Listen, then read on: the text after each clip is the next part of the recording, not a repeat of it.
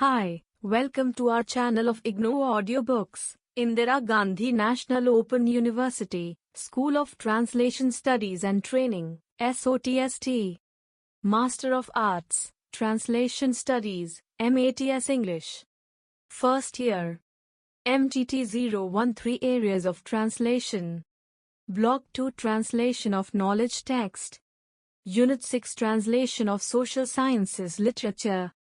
6.0 Objectives.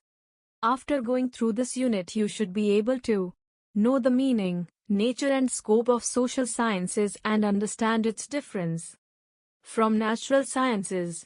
Understand the characteristics of language of disciplines of social sciences and compare it with the language of natural sciences. Know the prerequisites for translation of social sciences literature and its difference from translation of creative literature, and learn about some of the major challenges faced by the translator during their translation. 6.1 Introduction. In the last unit, you have read about translation of humanities-related literature. In that, you learned that what are the major disciplines included in humanities literature and what kinds of problems are encountered in their translation. This unit deals with translation of social sciences literature. The study of human society is the center of social sciences, under which mainly we study disciplines like economics, sociology, political science, history, etc. Due to its connection with man and society, this knowledge text has become an essential part of our society. Translation works as a main means to introduce other language speakers to this cognitive literature. Therefore, translation has a special role in the field of social sciences. Recognizing this importance and role of translation, it is also given prominence in the major areas related to translation. In the present unit, after acquaintance of meaning, nature and disciplines of social sciences, we are highlighting its difference from natural sciences and its linguistic features. After that, the need and importance of translation of social sciences literature is underlined. In this context, the prerequisites and the problems faced by the translator have also been discussed in the light of this topic so that the translator can become familiar with the various dimensions of translation of knowledge text related to social sciences. 6.2 Social Sciences, Meaning, Nature, and Scope. From the term social science, science means special knowledge. Science is broadly seen in terms of nature relating to matter and animal world and the activity of human beings as a group. Science concerned with nature is also known by the term natural sciences, physical sciences or simply science.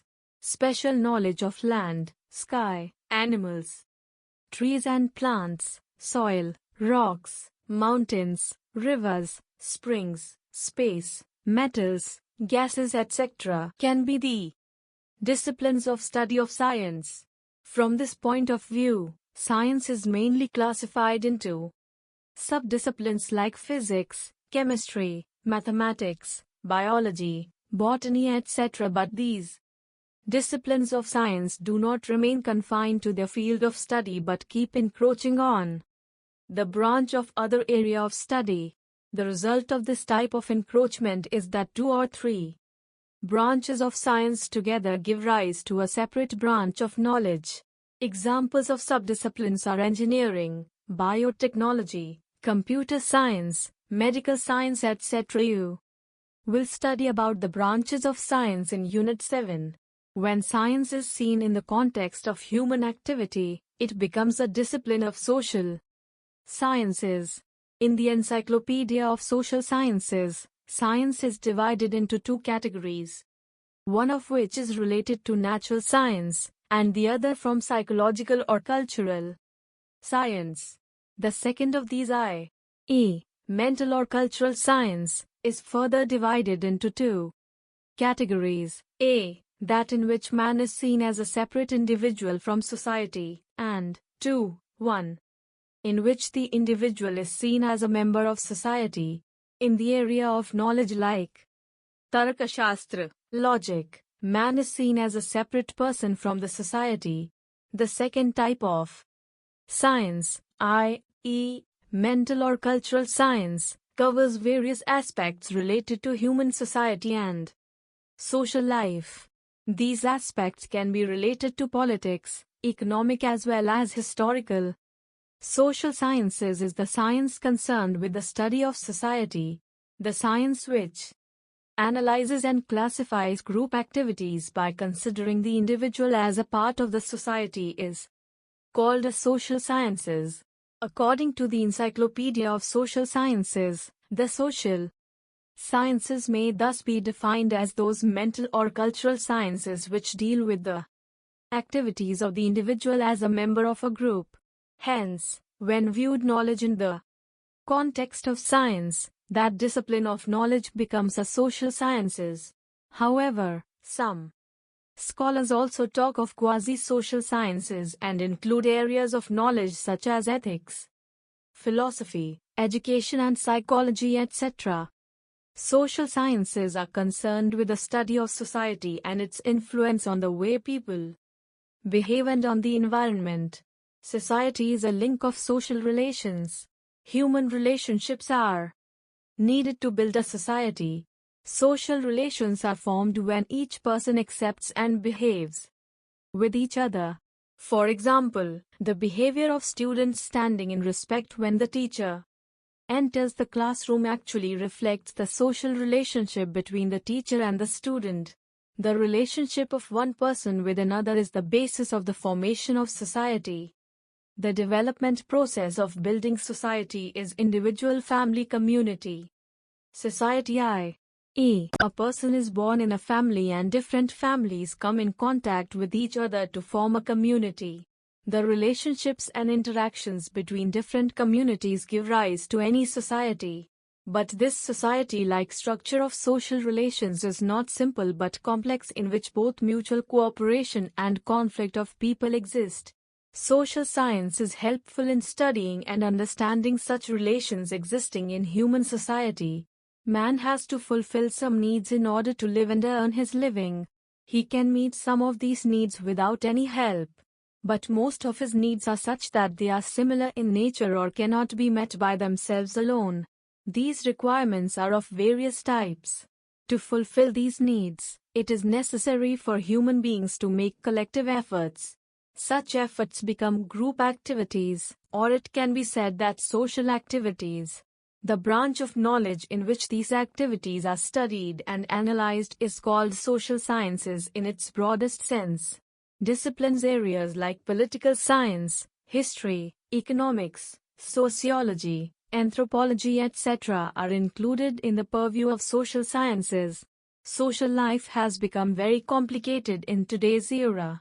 No single discipline or subject area can make a comprehensive study of it in depth. When various activities of the society are studied for a particular purpose and in a particular scope, according to that the types, branches and sub-branches of social sciences keep on forming. Each of these social disciplines focuses on a particular aspect of society. The main thing is that all the branches and subjects of social sciences are related to the behavior of people, but in each of these branches/subjects different aspects of people's behavior are studied. For example, discipline of economic studies the economic institutions of society, while discipline of sociology studies social groups, communities and institutions to understand social life. Similarly, political institutions of the society are studied in political science discipline. The scope of social sciences is very wide. In this, political science, history, economics, sociology, archaeology, cultural studies, international studies, social work, development studies, informatics, administration, library sciences, demography, political economics, business economics, communication/communication studies, etc. Various subject areas or disciplines are mainly included. Apart from this, subjects such as media studies, journalism, management, environmental studies, etc. are also included in the broad scope of social sciences. However, the fact cannot be denied that the above-mentioned subject areas/disciplines of social sciences are not only related to this. The fact is that some disciplines, apart from the social sciences, are also partly related to the humanities and natural sciences. For example, the discipline physical anthropology of anthropology is closely related to the zoology branch of natural sciences, while cultural anthropology or social anthropology is more related to the social sciences. Similarly, the branch of psychology, social psychology, is related to social sciences, and clinical psychology is related to medical sciences. In the context of geography itself, human geography is related to social sciences and physical geography is related to physics and geophysics of natural sciences, whereas environmental geography includes both human geography and physical geography. In a formal education, degrees are awarded by universities in the field of social sciences. Universities in India offer undergraduate and postgraduate degrees in various subject areas in the social sciences. But the point to be noted is that these titles are given a place in the Faculty of Arts. For example, a Bachelor of Arts in History, an M.A. in Sociology, M.A. in Political Science, etc., while in many universities abroad, degrees of Bachelor of Social Sciences are also given. Now in India also degree programs have been started in a particular discipline of social sciences like Bachelor of Business Economics, Bachelor of Business Management, etc. 6.3 Difference between natural sciences and social sciences. Science is the systematic study of any particular subject. It is a set of principles and established knowledge that has the ability to explain each related phenomenon in a particular field. This is possible because it emphasizes observation and verification of phenomena. The thing to note is that those rules are so solid and permanent that predictions can be made based on them. Thus, accuracy, certainty, validity, and predictability are considered essential elements of science. This systematic study involves systematically observing a phenomenon. Observation, objectively considering the observed things, and making predictions. On the basis of this basic information, we can differentiate natural sciences and social sciences. Natural science deals with the study of both living and non-living matter, while social sciences deals with the study of human behavior. Study analysis of human behavior is not possible as easily as that of physical objects. Man is the center of all social processes. Man plays a major role in all kinds of social events, but they cannot be studied with the same rigorous accuracy as physical phenomena. Studies in the natural sciences show that action and reaction are equal and opposite. For example, hitting a ball at a wall is an action and the reaction is seeing the ball come back. Similarly, according to chemistry, if the process of mixing hydrogen and oxygen is done, then its reaction will be that water will be formed. H2 plus O2 equals H2O. Whereas, in social contexts, the rules of this type of action-reaction do not apply equally. For example, if an elderly person slaps a child, then the child will not take any action as a reaction. Here, the principle of natural sciences becomes ineffective that action and reaction are equal and opposite of each other. Thus, it can be said that the level of pure accuracy that can be achieved in the natural sciences is not possible in the field of social sciences. The social sciences cannot produce such results with such certainty as the natural sciences do. For example, in chemistry, the combination of different chemical elements gives definite results, like H2 plus O2 equals H2O, but no principle has been made in the economics to make a person or nation economically prosperous. In general, no social sciences can claim the pure accuracy that it is capable of predicting. But this does not mean that it is impossible to develop rationally valid rules about human behavior. For example, Sigmund Freud's contribution to psychology cannot be ignored. On the other hand, it is not necessary that all theories in the field of natural sciences are so-called definite. Due to the revelation of new facts and new discoveries, changes have also had to be made in them. For example, in physics, the corpuscular theory of light was replaced by the wave theory. Similarly, the theory of relativity, theory of motion and the force of gravity were modified. From many previous assumptions, natural sciences are relatively less complex. The studies done here can be universally applicable. Scientific facts are universal in themselves, but social facts cannot be said to be universal. The area of study of social sciences is the social world, which is quite complex.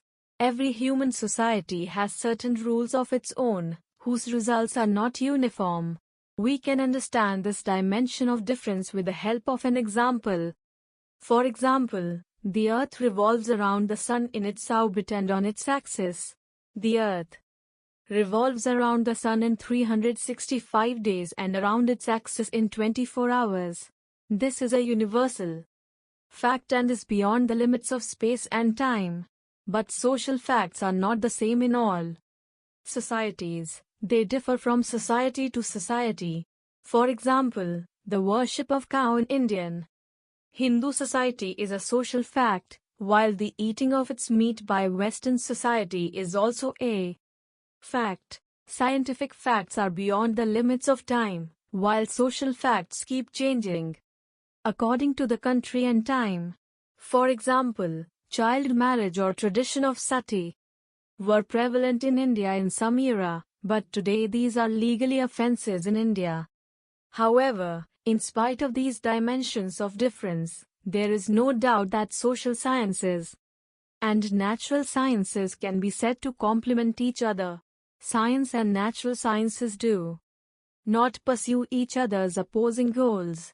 The natural and social sciences are related to each other in the sense that they aim at the search for truth. Today social sciences has adopted that creative thinking method of science. According to this method, the rules of validity and verification are expected to be followed in the observations.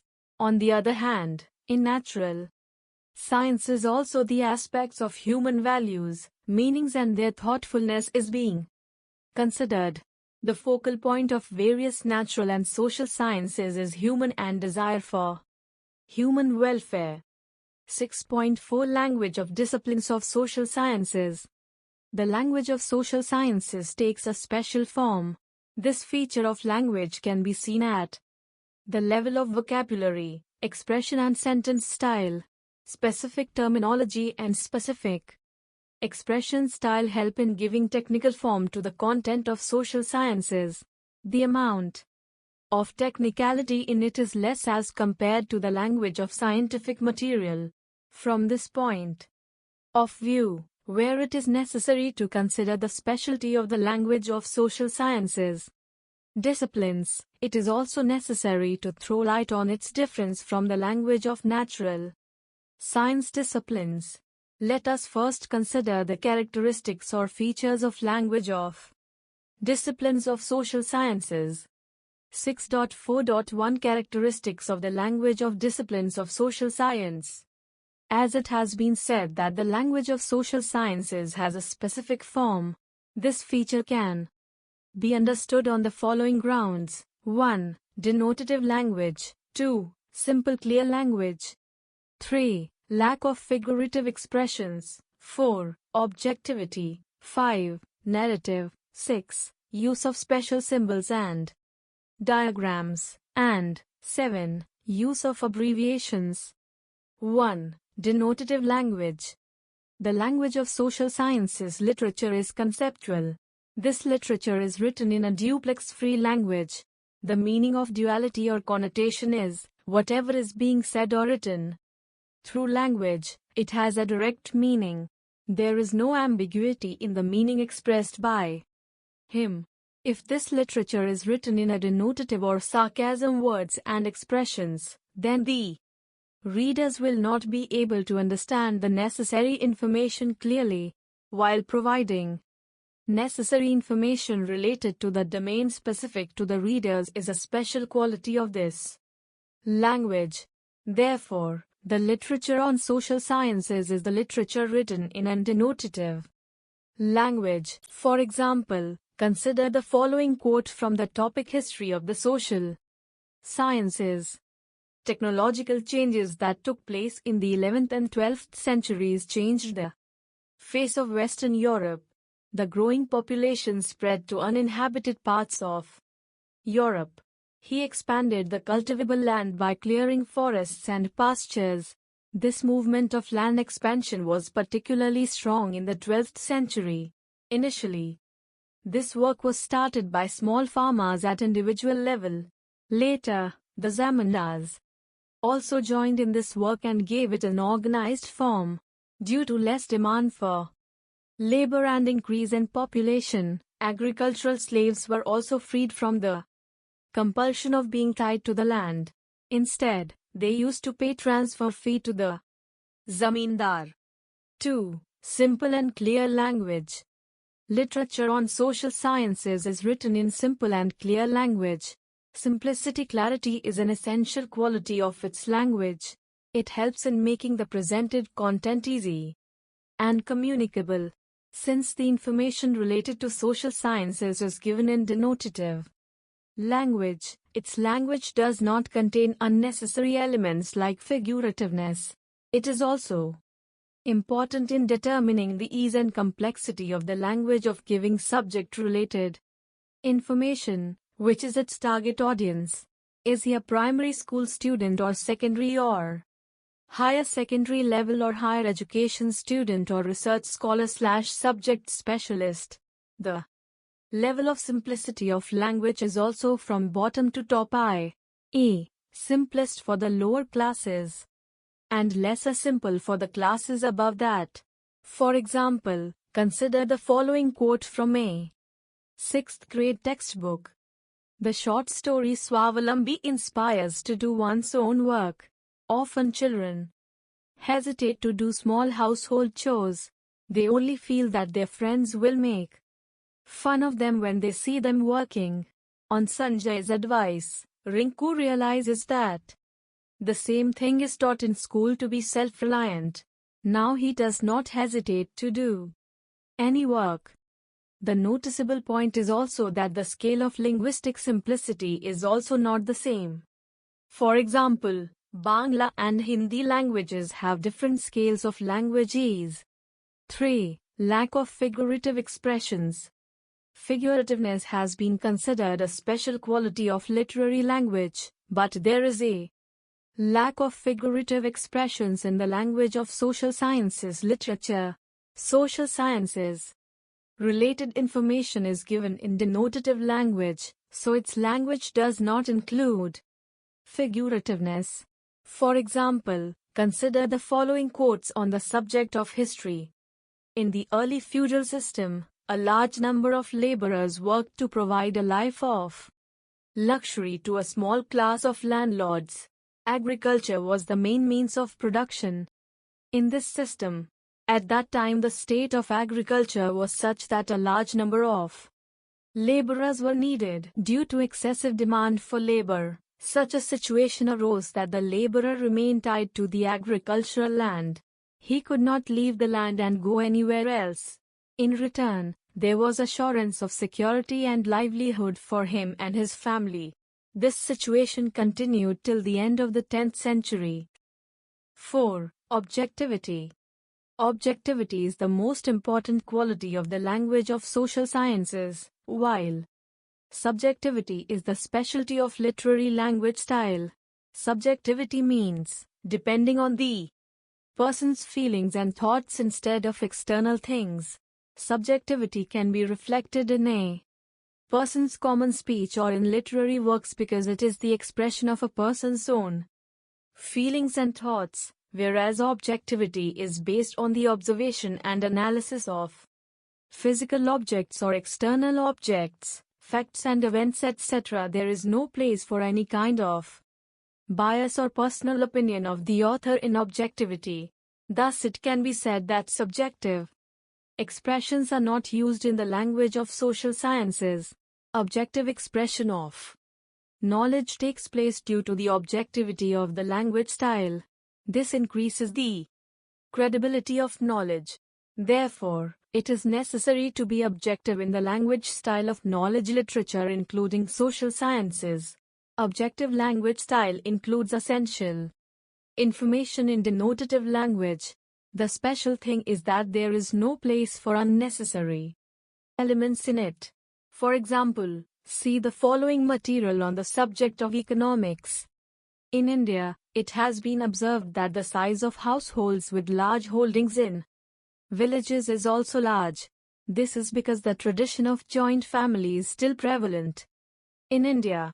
One reason for this is also that when there are relatively large holdings and cultivation is done by the family members themselves, then more labor is required in them. Generally, they do not want to divide the family's landed property because more landed property gives them higher status in the villages. Therefore, families believe in big family to cultivate their fields.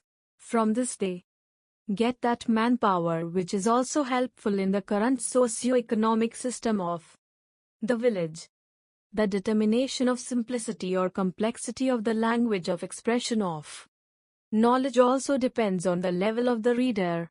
If knowledge text is for young children or children in the younger classes, it will necessarily be simpler and relatively less simple for adults. For example, the textile industry was very developed in India from very ancient times. Indian cloth used to go to faraway countries. Silk cloth has also been made here for a long time, but it was probably not as good as Chinese silk, which was imported here in 200 BC. It was done from the 4th century onwards. The Indian silk industry developed later, but not much. Remarkable progress was made in the art of dyeing cloth and special methods of preparing fast colors were discovered. One of these was the color of indigo. The word is derived from India and came into English via Greek. 5. Narrative. The language of social sciences is of narrative form. The reason for this talkativeness of language is its subjective language form.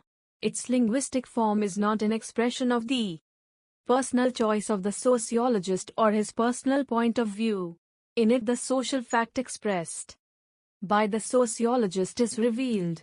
On the other hand, if we consider the language of creative literature in this context, then it can be said that it has speaker-oriented. It expresses the personal choice, interest, attitude of the creator.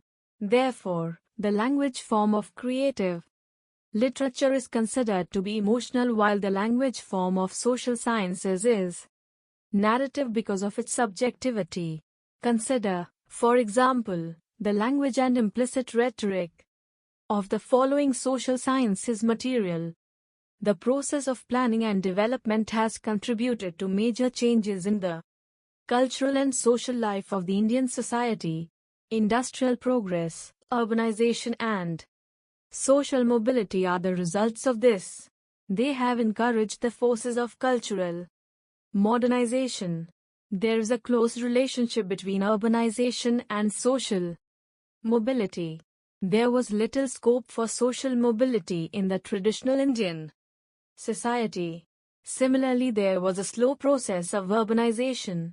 Most of the cities had a pre-industrial appearance. Industrial work was carried out by hereditary division of labor based on caste and guild organizations. Most of the cities existed because they were places of pilgrimage or the capital of the ruling class. These cities, which were complex in social organization, centers of trade and commerce, and professional classes, preserved traditional values, cultural practices, social and economic patterns. In the social organization of traditional Indian society, the city represented the cultural dominance of a particular class. There was a lot of cultural innovation, but due to social and economic stability, there was almost no variation or difference in forms. The pace of technological innovation in the economic and social functioning of cities was relatively slow. The means of trade and transport, the sources of energy and the division of labor were fixed, and because of this the pace of social change was slow. 6. Use of special signs, symbols and diagrams. The use of special signs or diagrams is also a special feature of the language of social sciences, which appear in the form of signs and symbols, etc. They are used to express a special intention. By the use of these special signs and diagrams, etc., which show the brief form in their shape and type, there can be a comprehensive expression of the intention expressed through the language. Although these types of special symbols are used relatively more in science literature, they are especially used more in economics and statistics, a branch of social sciences. In the subjects of economics and statistics, a lot of use of these signs and symbols, etc. can be seen in the form of tables, diagrams, etc. For example, dependency ratio equals number of dependents upon number of working persons. Similarly, look at another example. Social science studies or analyzes society in the following directions: slavery, feudalism, capitalism, or socialism. In the above example, the arrow symbol is used, which has become a means of expressing the idea in fewer words and more meaningfully and hierarchically. The use of formula, equation, etc. is also included under similar special signs. Formulas, equations, etc. are used to represent many principles, concepts and relationships. Their special use can be seen in the discipline of economics of social sciences. Roman characters are used in these formulas and equations. For example, writing y equals c plus I plus g for the concept of aggregate income, or writing MPC plus MPs equals 1 for the relationship between consumption and saving propensities. If you look at their usage in Hindi language, you will find that Roman letters are often used for them. 7. Use of abbreviations. Abbreviations are the aspect of human psychological nature. This is the yotak of human linguistic economy. Abbreviations can be seen used in any type of literature from common speaking. They are also used a lot in social sciences and especially in subjects like economics. In this, where mathematical formulas, diagrams, sketches, geometric shapes, etc. are used, relatively more use of abbreviations can also be seen. There is no doubt that the use of abbreviations facilitates in rendering the content of the subject. Using abbreviations makes meaningful expression possible with fewer words. Language is advanced and refined by the use of fewer words and the expression of appropriate meaning. This brings agility and tightness to the language. Abbreviations prevent wastage of time and energy. GDP, GNP, NDP, NNP, VAT, FDI, etc. Abbreviations can be seen specially used in economics.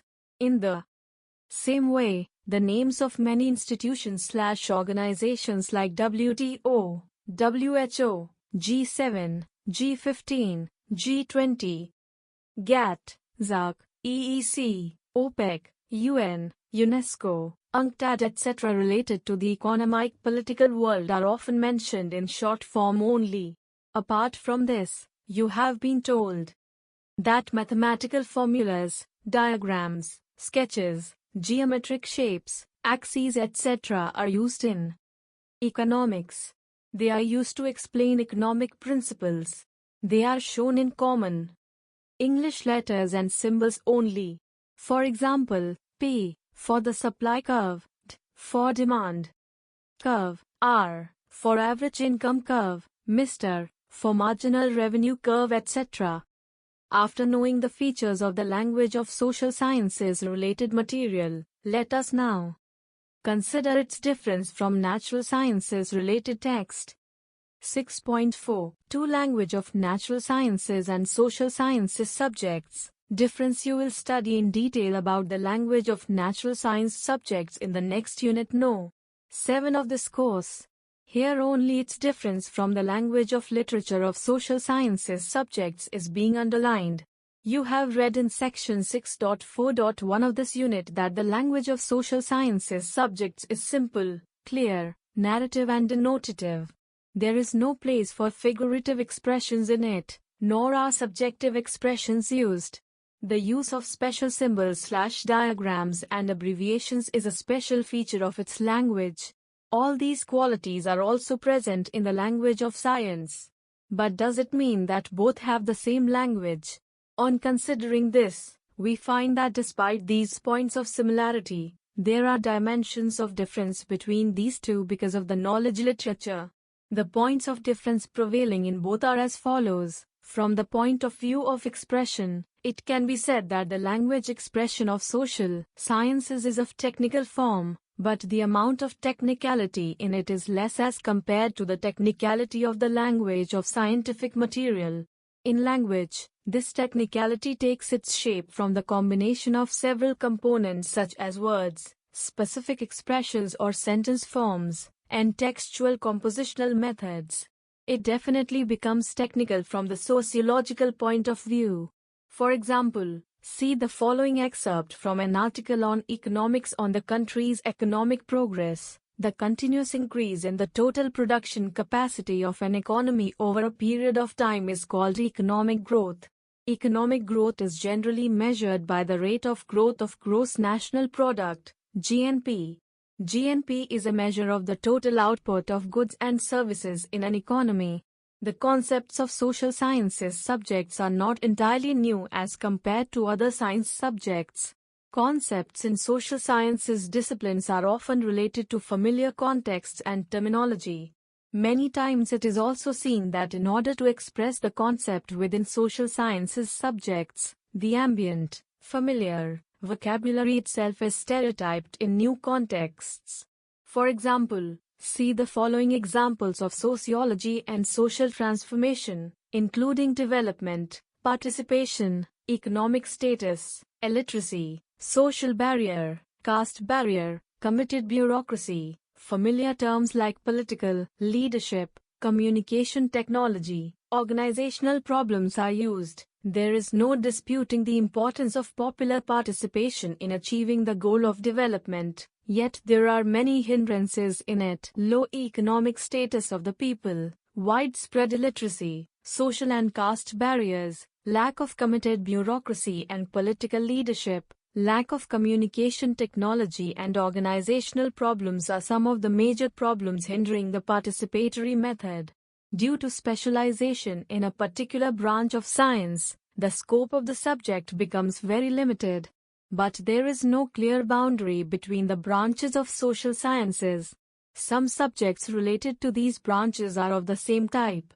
The fact of the matter is that more or less all the branches and sub-branches of social sciences often come out of the periphery of their subject area and come in the areas of other branches and sub-branches. For example, both sociologists and economists of social sciences can study industry at the subject matter level in their respective fields of study, but the objective and method of study will be different. Apart from the content, different subjects of social sciences influence each other from the point of view of language also.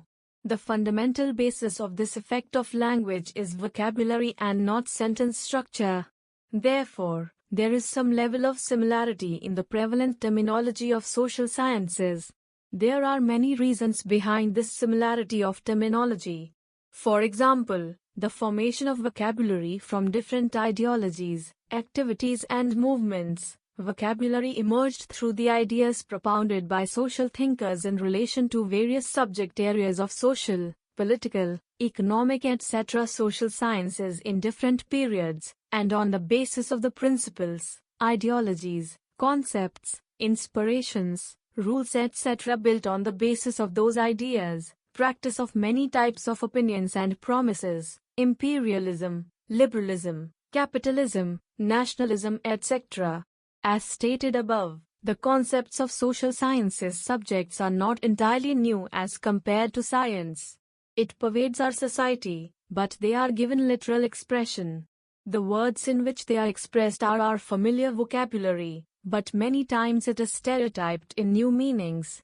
For example, read the following material on social sciences carefully. A. An economy where both the government and the private sector work together and participate in developmental activities is called a mixed economy.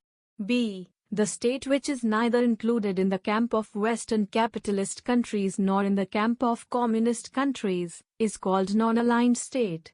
C. Urbanization is the process of becoming urban.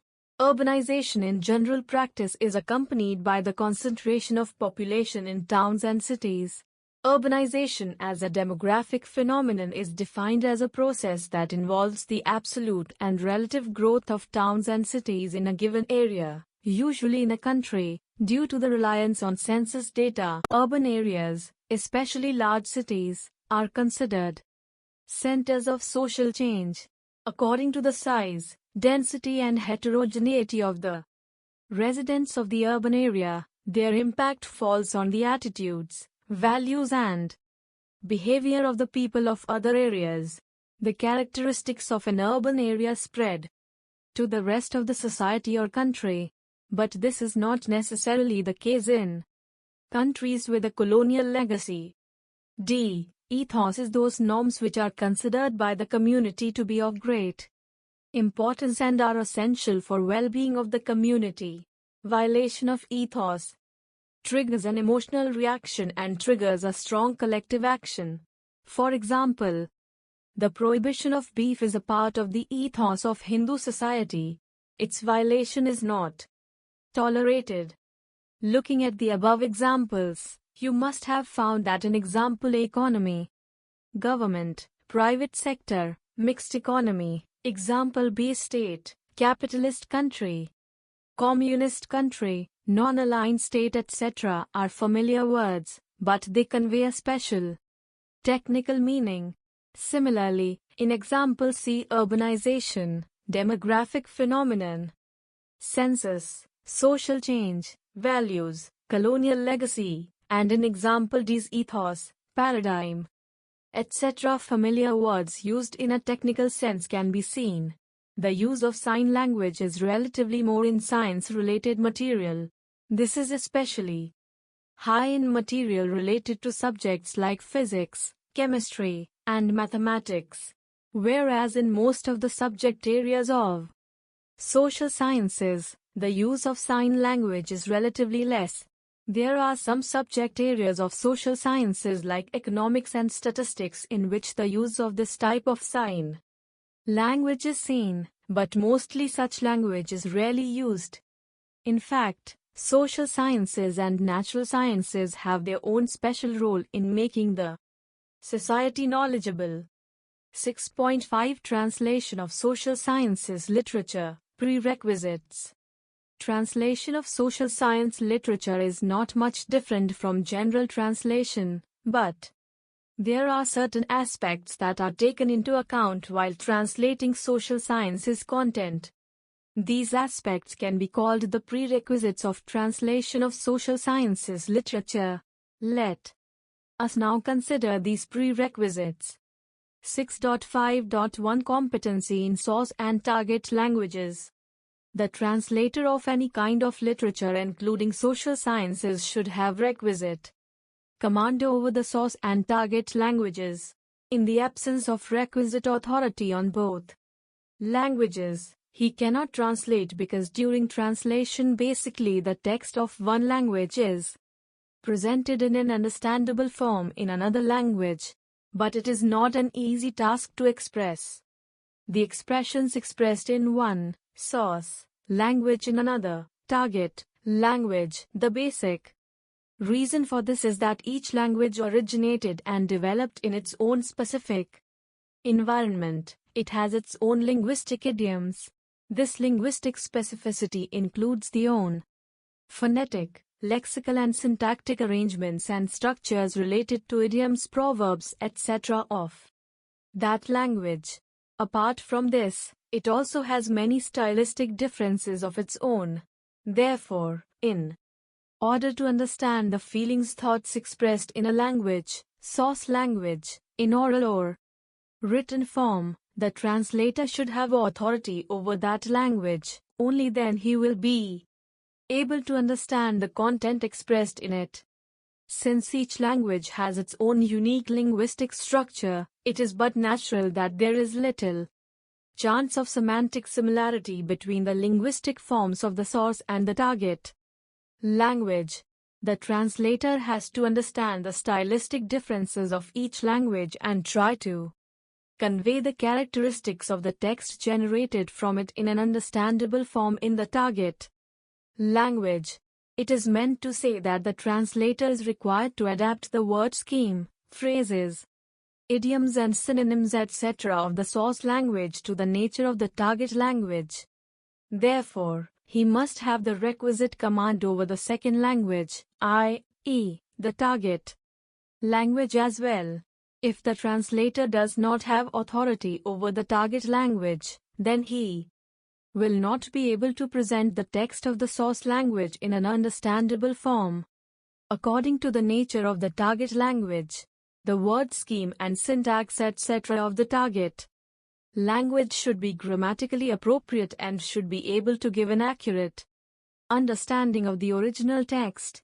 If each sentence is complete in itself and easily related to the other sentence, then it brings ease and cleanliness in the language. The language becomes fluent. In order to maintain mastery over the source and target languages, the translator needs special means of translation in the form of dictionaries of both the languages. In fact, on the strength of authority over the source and target languages, a proficient translator is able to complete the challenging task of translation well. 6.5.2 Understanding different subject areas of social sciences. The translator needs to have an understanding of the different subject areas of social sciences, as translation of social sciences subjects is mainly interdisciplinary nature. In Section 6.2 of this unit, you have already been told that some subject areas, apart from the social sciences, are partly related to humanities and natural sciences.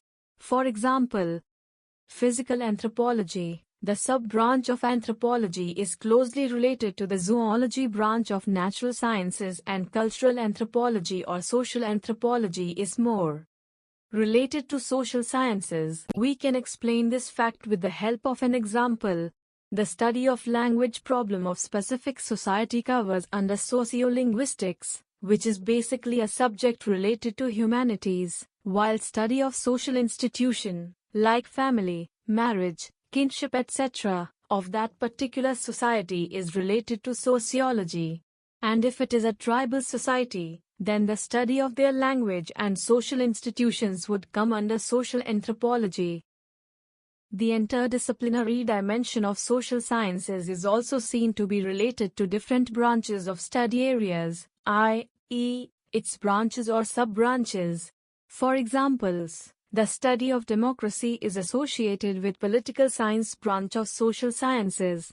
But in this study, when the development of democracy will be discussed, then at that time, a lot of material from history, another branch of social sciences, will have to be used.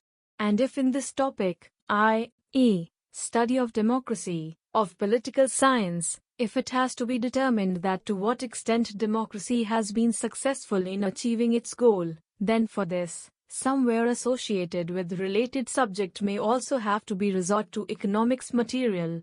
Similarly, if the status of women is considered from a sociological point of view, then we have to keep in mind that their status has other contexts also, like so-called ideals, values, norms, taboos created by the society for economic development, political participation and other conduct. Due to the interdisciplinary nature of social sciences, there is bound to be a lot of use of terminology from other subdiscipline areas of the social sciences within the content of a related subject. Therefore, it is necessary for the translator to have general knowledge of many subjects of social sciences. He cannot engage himself in translation work by confining himself to any one subject. In the translation of this type of material, the translator has to adopt an integrated approach. 6.5.3 Understanding of technical terminologies of various areas of social sciences. Due to the interdisciplinary nature of social sciences, it is necessary for the translator to have knowledge of its many subdisciplines as well as understanding of the terminologies of all those subdisciplines. For example, we can take the English term yield.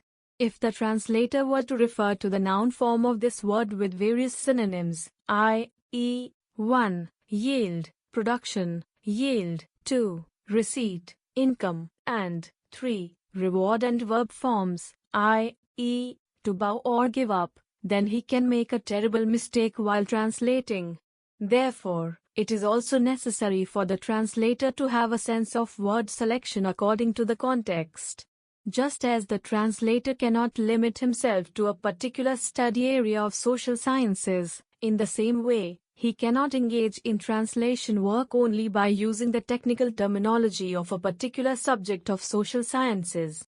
It becomes necessary to use the integrated terminologies of social sciences and humanities subjects. Realizing this need, the Commission for Scientific and Technical Terminology, Government of India, has prepared and published such a consolidated terminology, keeping in view the usage of a particular word in different branches of social sciences. The Commission has also prescribed different words and they have also been mentioned in this glossary. 6.6 Translation of Social Sciences Literature and Creative Literature. Difference. In this part of the unit, we would like to differentiate creative literature from social sciences literature so that you have a clear idea of what is expected of a translator in both these disciplines. The points of difference prevailing between these two can be expressed as follows. Social science content has a different language form than literary language.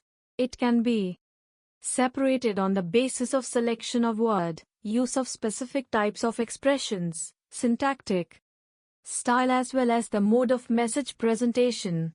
The language of social sciences literature is technical, definitional, so practical and proper use of technical language is made in its translation. In contrast, the language of literary works is creative. Therefore, special care has to be taken towards creative expressions in the translation of literary text. There is a touch of artistry and eloquence in the language of literature. It is the responsibility of the translator to preserve this in the translated text. For this, he mostly takes the help of translation or free translation and reconstructs the original message in the target language on the basis of imagination and creative style. The test of translation of literature is to produce the same taste in the target language that the original word produces in the source language. Whereas, during the translation of social sciences literature, the message of the source language is presented in the target language, and not recreated in the target language. While translating social sciences literature, it is necessary for the translator to have an understanding of its various subject areas and their technical terminologies, while the translator doing literary translation must have creative talent. Translation of social sciences literature is objective and macro in its nature, while subjectivity and subtlety have to be maintained in literary works. If the language of any composition related to social sciences is observed, then it can be said that it is a language rich in denotative word power, i.e., whatever is being said in it, it has the same meaning. On the other hand, in literary language, along with denotative meaning, the words denotative and sarcasm are examples of word power language. Therefore, translation of social sciences literature is denotative and literary translation is connotative and sarcasm. In literary language there is a wide range of options, whereas in social sciences language, there is more or less a fixed method of describing social phenomena. In other words, the translation of social sciences literature is often monosomy expression and the literary translation is polysomy expression. Therefore, translations done by many translators of literary works and especially poetry texts are visible. However, this is rarely seen in the translation of social sciences literature. To make this clear, we may mention some examples. For example, we can find from the example of Nobel Prize winner Gurudev Rabindranath Tagore's Gitanjali that there are more than 100 poetic translations in Hindi alone. Similarly, many literateurs like Maithili Sharan Gupta, Keshav Prasad Pathak, Sumitranandan Pant, Harivansh Rai Bachchan etc. have translated the poetry of Omar Khayyam into Hindi by Fitzgerald's English translation of Rubaiyat of Omar Khayyam. In literary works, due to the connotation and sarcasm, they contain synthetic semantic images, which are a challenging task for the translator. At the same time, the abundance of non-syntheticity in social sciences literature makes the translator's job easier. While translating social sciences literature, translators give priority to the lexical meaning of the source language text. On the other hand, contextual meaning is promoted by the literary translator. In social sciences literature, basically the expression of information, idea, and concept gets a place. Therefore, the content of the source language text is transferred to another language. While in translating creative literature, the literary translator recreates the culture of the source language text in the target language. In creative literature, along with the content element, style also has special importance. So, literary translator gives equal importance to both these aspects, whereas in social sciences literature, subject matters and the style are secondary. So the translator also gives importance to the subject and there is no special emphasis on the style.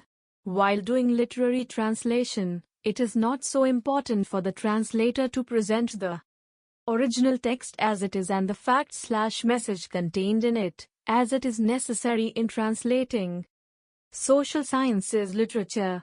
Maintaining fidelity to the original is essential for the translator of social sciences literature as it emphasizes on originality, while in literary translation the translator prefers free translation, sense-for-sense translation or translation of meaning. Poetry elements like emotion, image, symbol, myths etc. are in abundance in creative literature, while facts etc. are used in social sciences related literature. Due to the emphasis on originality, the social sciences literature has a slightly higher proportion of word-for-word translation and less of sense-for-sense translation. On the other hand, literary translation has a very low proportion of word-for-word translation as compared to sense-for-sense translation.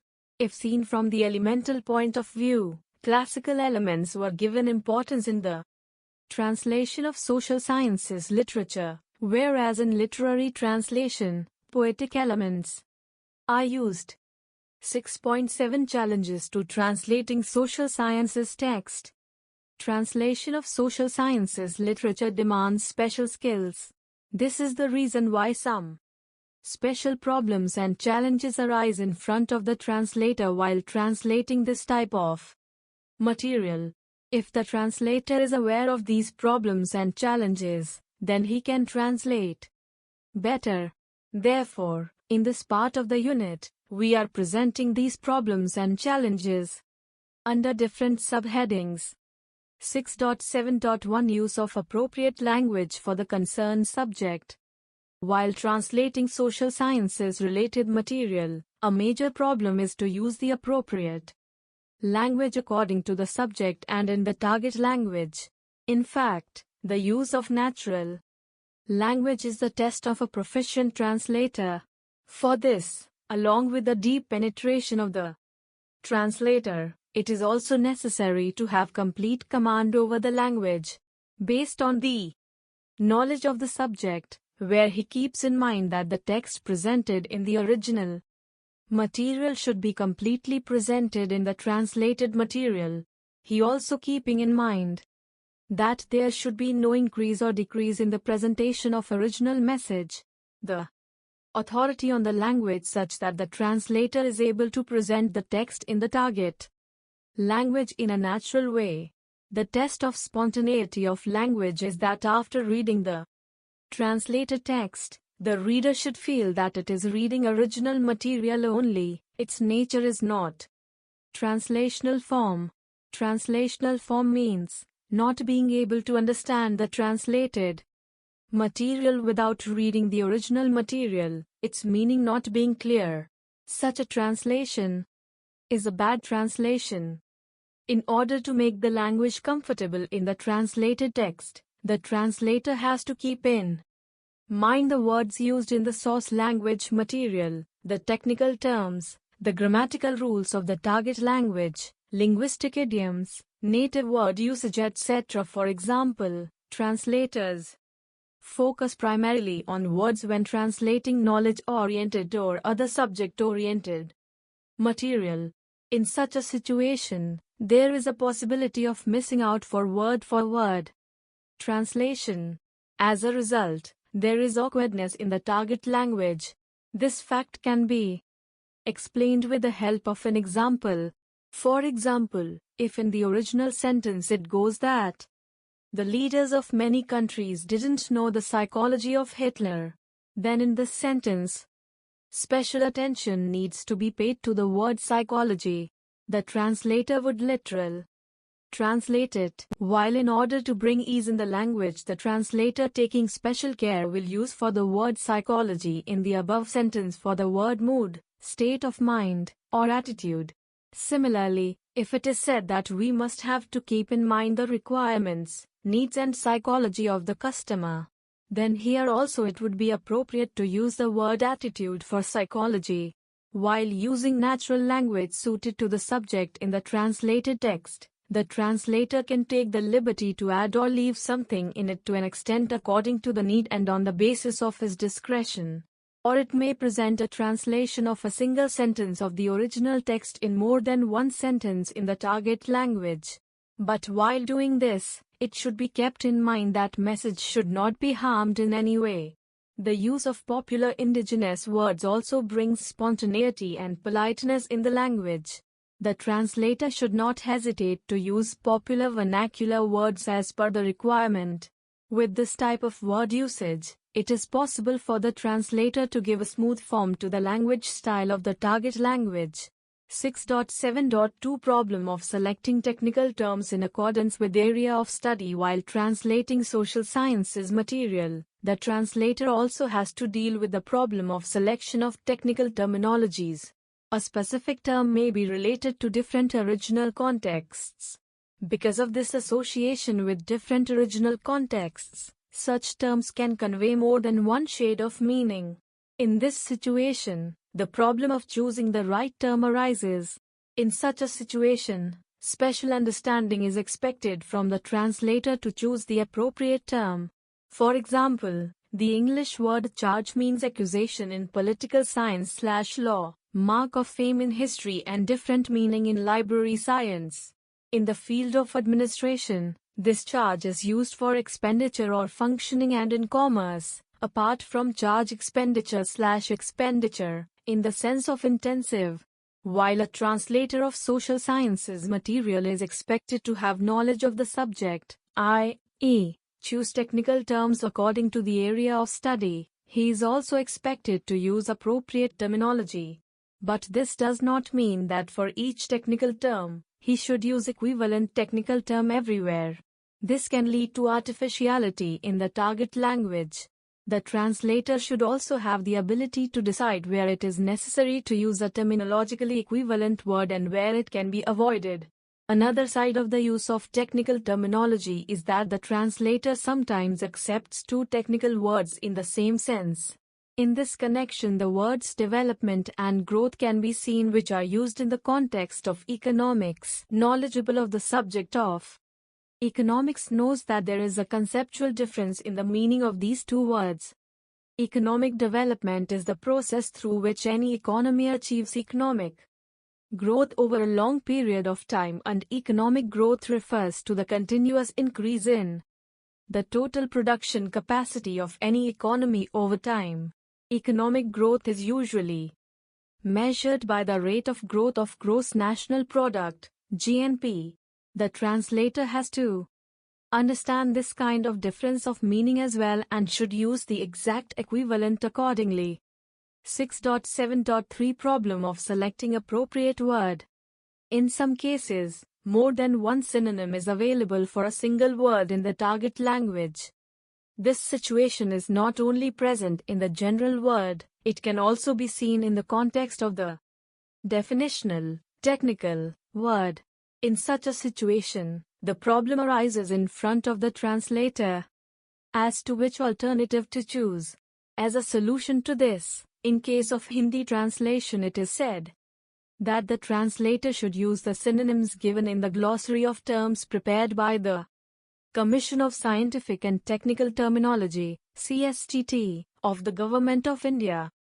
Today, the CSTT has determined the Hindi equivalents of the technical words of different subject areas of knowledge science, including social sciences subjects. This commission is the apex body to modernize and standardize the formulation of technical terminologies at all India level. The Supreme Court of India has given a decision in a case regarding the necessity of using the terminology created by the Commission. 6.7.4 Problem of coining new words. A translator translating any type of literature in the sciences, including the social sciences, is expected to use appropriate and authentic technical terminologies. Considering the English-Hindi context, the appropriate terminology here means using the technical terminology related to the humanities and social sciences set by the CSTT. But there is no doubt that updated versions of such terminologies are not published frequently, whereas, during this time, many new technical terms come into use. Terminology has its own development process. New technical terms are constantly being created. They develop naturally in the source language, whereas in the target language, sometimes they are developed through a planned process. And if in this planned process equivalent terminology is not created, then the translator is expected to create new words according to the need. Therefore, it is also necessary for the translator to have an understanding of the process of formation of technical terminology. Although, the translator should avoid coining new words as far as possible because it is a difficult task, he should keep in mind that the new technical terms he creates should not be in conflict with the previous words in a way that means the translator should keep in mind that the new words are made according to the available vocabulary. If we look in the context of Hindi language, then it can be said that in this, to create new words, root words, prefixes, suffixes, sandhi, euphonic combination, compound etc. are the main elements. If the translator tries to create a new technical word for a particular definitional word in English etc. on the basis of Sanskrit root, then he must keep in mind that the wording should not be complicated, it should be simple as far as possible. In this pursuit of simplicity, He should avoid conjunctions and siphon between compound words. For example, using the conjunction method for the word multipurpose. In the process of formation of new words, many technical words are also adopted from other source languages. Then it is transliterated and used in its own language. Transliteration can take into account the nature of the source language, for example, English, as well as the nature of the target languages, for example, Hindi. The words can be adapted also on the basis of the nature of the target language. Sometimes a hybrid word can also be made by mixing both source and target languages. Petrol, oxygen, nitrogen, computer, mouse, software, radio, telephone, internet, website, mobile, iPad, iPod, platform, ticket, railway station, etc. are words adopted in Hindi from the English. 6.7.5 Translation of social science text. Historical cultural context. Necessary historical cultural contexts are also included in the literature of social sciences. Subjects. The translator has to be especially careful with these references. For example, if the phrase spoils system occurs somewhere, the translator may try to translate it without knowing the context. Perhaps one would put a Hindi phrase which expressing corrupt method or a similar sentiment, whereas for its correct expression it is necessary to be familiar with the political ideology of Andrew Jackson, elected President of America in 1924. Based on this understanding, he would get the meaning as a reward system or prize system and translate in TL accordingly, because President Jackson rewarded loyal party workers by appointing them to public offices in elections and named the system the spoils system. Therefore, the translator has to be careful. Another dimension of the historical cultural context is also associated with the mythic symbol. Myths and symbols are an integral part of any society culture and its literature, but they carry specific meanings in themselves. In such a situation, it is not necessary that the mythological symbols of one language-speaking society express the same meaning in another language-speaking society. Although myths and symbols are used more in creative literature, but social sciences literature also does not remain untouched by it.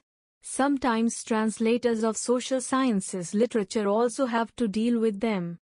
For example, in most languages the word donkey signifies stupidity. In India, the word owl is also used in the same sense, while in the West it is considered a symbol of prudence and justice.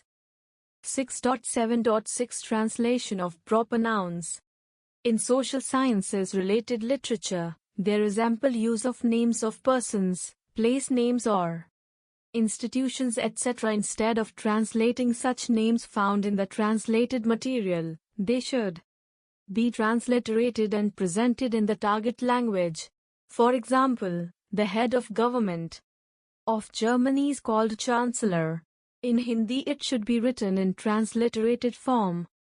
However, while converting into the target language, care should be taken to adapt it to the source language in terms of pronunciation. As an exception, those words can be adopted for those person names or place names, etc., which are prevalent only in their modified form. 6.7.7 Issues in translating/transliterating abbreviations. The use of abbreviations is increasing day by day in various areas of our daily life. There is almost no field of knowledge or science, including social sciences, where they are not used. Not only they are used in written literature, they are widely used in oral discussions also. In today's era of information technology, mobile phones have given a new dimension to the use of abbreviations.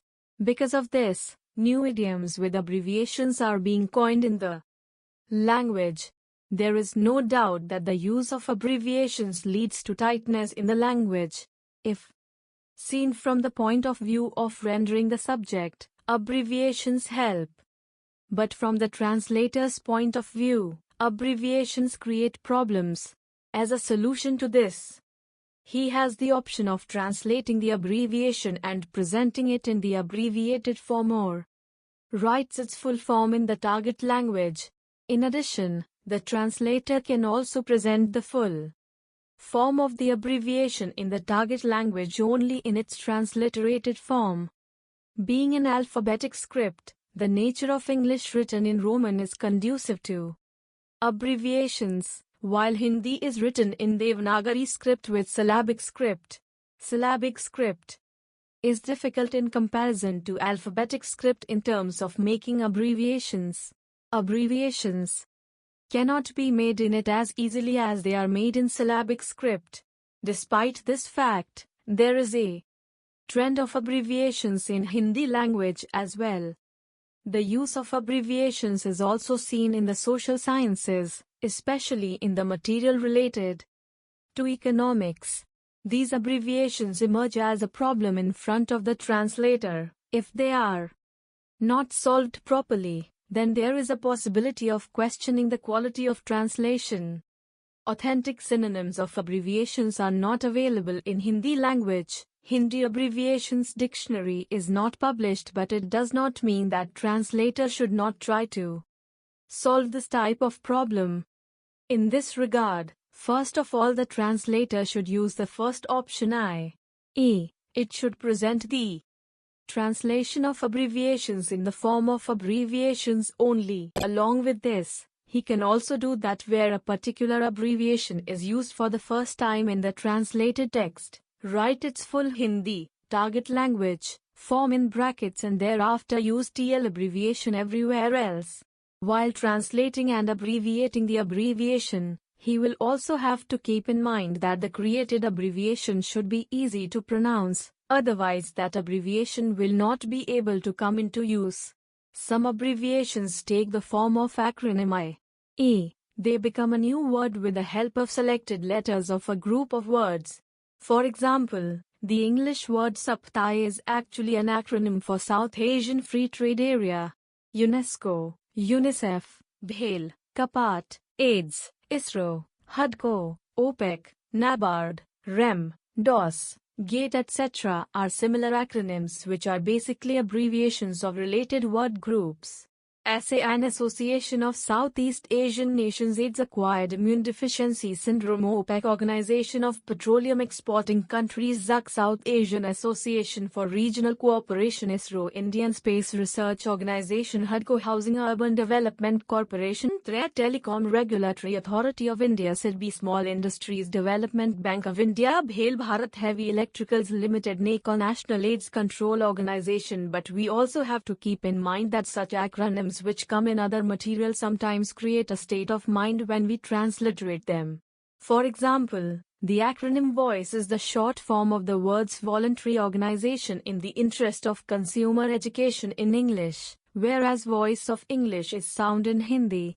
Some similar words are as follows: Fans Future Air Navigation System Arts Advanced Railway Ticketing System Seva Self-Employment Women Association Sita Separation of Immoral Traffic in Women and Girl Act Lips Language Independent Program Subtitling System SOLT Strategic Arms Limitation Treaty Class Computer Literacy and Studies in Schools Purnima Plutonium Reactor for Neutron Investigation in Multiplying Assemblies 6.7.8 Problems of Translating Signs, Symbols, equations etc. for the clear and unambiguous rendering of the subject matter. Special symbols and symbols are also used extensively in the language of sciences. Similarly, such special symbols etc. are also used in social sciences material. You have read in section 6.4.1 of this unit that such symbols are specially used in the subjects of economics and statistics in the social sciences. In the presentation of the subject matter, these devices play a complementary role to the literal interpretation. These symbol diagrams are very important in rendering any complex base in a relatively simple form. The important thing for the translator to keep in mind is that these marks have got international form. Therefore, they should be used in the same form in translation, using them according to the original. 6.7.9 Use of idioms and proverbs. The use of idioms, proverbs, etc. is common in creative literature. By using these, language beauty increases. They enrich the language with the denotative word power and sarcasm. From this point of view, they are not used in the literature of all kinds of knowledge literature including social sciences, because in the literature of knowledge, message is presented in very clear language through denotative word power, but it does not mean that literature related to the knowledge domains remain untouched by the use of idioms, proverbs, etc. It is a challenge for the translator to present the idioms and proverbs of the source language in the target language. For example, in the sentence reconstruction of post-war economy in Herculean task. Here, Herculean task is an English idiom denoting hard work. Its equivalent in Hindi is Bhagirat Prayas, which has been determined on the basis of knowledge of the perspective of the Indian tradition.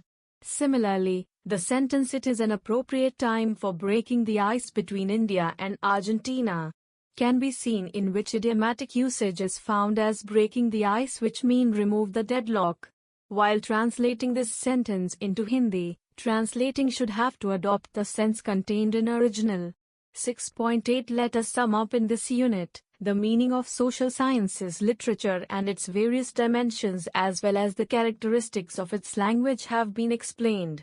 Now it must have become clear to you what is meant by social sciences and what are the major subject areas covered under it. The unit also covers the differences from natural sciences to social sciences. Social sciences are such a subject which is closely related to our lives. Its vocabulary is also such that we are relatively more familiar with it than the vocabulary of subjects like sciences. Despite this, the language of these disciplines/subjects has its own specialty. Therefore, here this linguistic feature is underlined and its difference from the language of natural sciences subjects is also considered. Along with this, it has been explained that what the prerequisites for translation of social sciences literature are. In this context, it is necessary to pay attention to another aspect of their translation, i.e., the difference between the translation of social sciences related literature and creative literature. Hence, it has also been included in this unit. At the end of the unit, various problems related to translation, i.e., challenges emerging before the translator of social sciences literature are discussed in detail and with ample examples. The next two units deal with another area of knowledge, i.e., literature of science technology literature. Thank you for watching. We will see you in the next video with the next chapter.